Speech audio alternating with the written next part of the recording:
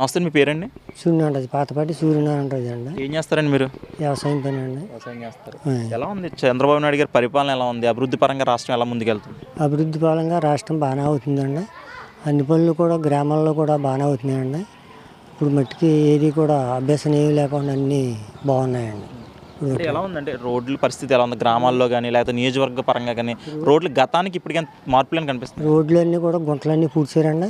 Main రోడ్లు వస్తున్నారండి. ఇంకా పల్లెటూరులో రోడ్లకి ఇంకా రాలేదండి. గుంటలన్నీ సక్రంగా పూడ్చేసారండి. గుంటల మట్టి పూడుపులు అయిపోయినాయండి.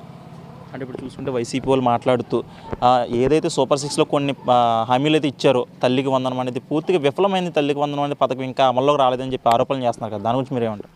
వాళ్ళు ఆరోపణ చేస్తున్నారండి. ఆ పార్టీ 5 పథకాలు మీరు ఏం చూడొద్దని చంద్రబాబు నాయుడు గారు ప్రకటించారండి. మెయిన్ తర్వాత అమ్ముడి, రైతు భరోసా కంపల్సరీగా మే నెలలో వేస్తానని ఆయన మాట ఇచ్చారండి. దాని ప్రకారంగా ఆయన చేస్తారని అందరికీ నమ్మకం ఉందండి. ఆయన మీద నమ్మకం, పూర్తి నమ్మకాలు ఉన్నాయండి. మరి ఆరోపణలు అయితే చేస్తున్నారు కదా వైసీపీ వాళ్ళు అవనివ్వండి, లేకపోతే ఇతర వర్గాలకు సంబంధించిన వాళ్ళు ఆరోపణలు అయితే చేస్తున్నారు. మరి వాళ్ళకి ఏం సమాధానం చెప్తారు మరి ఈ పథకాల మీద? వాళ్ళు ఆరోపణలు చేసినా అది నమ్మక్కలొద్దు. మీరు పథకాలు ఇవి కూడా మేనిఫెస్టోలో పెట్టినవి అన్నీ కూడా సక్రంగా పడతాయని మేము చెప్తున్నామండి. దానికి హామీగా వేస్తారైనా ధీమా ఉంది మాకు అని ఆ పార్టీ వాళ్ళకి మేము తెలియజేస్తున్నామండి. మీరు అలాంటివి ఏం కూడా చెప్పినా భయపడవలసిన పని లేదని చెప్తున్నామండి. చూసుకుంటే అసెంబ్లీ సమావేశాలు అయితే జరుగుతున్నాయి. జగన్మోహన్ రెడ్డి మాట్లాడుతూ, నాకు ప్రతిపక్షం ఇస్తేనే నేను అసెంబ్లీకి వస్తాను, లేకపోతే బయట నుండే నేను ప్రజా సమస్యలకి పరిష్కారం దిశగా నేను పని చేస్తాను అంటున్నారు. మరి దీన్ని ఎలా చూసుకోవచ్చు మనం?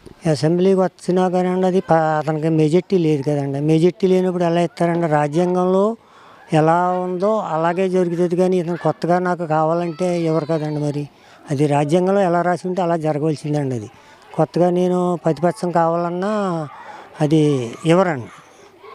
అది ఇవ్వాలన్నా ప్రతి వాళ్ళు అలాగే అడుగుతారు కదా. నెక్స్ట్ కూడా అలాగే అడుగుతారండి.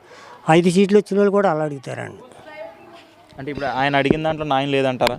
ఆయన అడిగిన దాంట్లో న్యాయం లేదండి. కోరికలు కోరకూడదండి. అసెంబ్లీలోకి వచ్చి ప్రతిపక్షం లేకపోయినా మాట్లాడవచ్చు అండి. ఆయనకి ఆ అవకాశం ఇస్తారు అడిగితేనండి.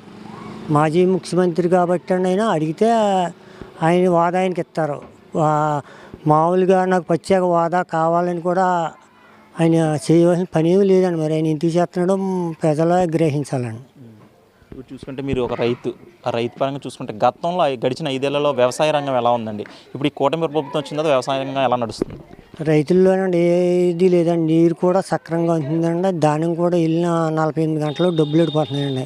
ఎవరు కూడా రైతులు కూడా నిరుద్యోగులుగా ఏమీ మాట అన్నది రావట్లేదండి. రైతుల్లోంచి వ్యతిరేకం ఏమీ లేదండి ఇప్పుడు దాకానండి. కాకపోతే రైతు భరోసా ఇప్పుడు పడుతుందని అడుగుతున్నారండి. తొందరలో మే నెలలో పడుతుందని కార్యకర్తలు అందరూ కూడా ఆ రైతులకి సర్ది చెప్తున్నారండి. నారా లోకేష్ గారు ఒక ఐటీ రంగాన్ని అవనివ్వండి, విద్యా రంగాన్ని అవనివ్వండి, ఎలా చేస్తున్నారు? విద్యా రంగాన్ని, ఐటీ రంగాన్ని ఎలా చేస్తున్నారు వారు?